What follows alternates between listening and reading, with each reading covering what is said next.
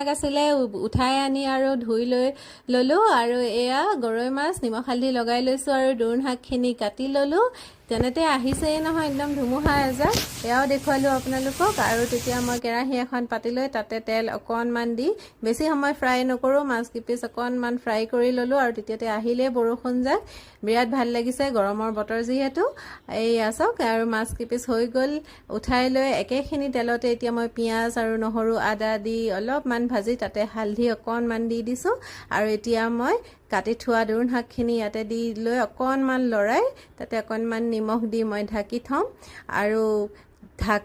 ঢাকনখন 2 মিনিটমানৰ পিছত উদঙাই দেখাইছো আৰু এতিয়া মাছ কিপিচ ইয়াত দি অলপ লৰাই পানী ঢালি দিম এয়া অলপমান সিজিলে হৈ যাব তাৰ ওপৰত এতিয়া মই জলকীয়া দি দিছো আৰু এয়া দেখাইছো চাওক ফ্লেমটো অফ কৰি এয়া আমাৰ দোৰোণ শাকেদি গৰৈ মাছৰ জোল ৰেডি হৈ গ'ল খাবলৈ বিৰাট টেষ্টি হয় বনাই খাই চাব দেই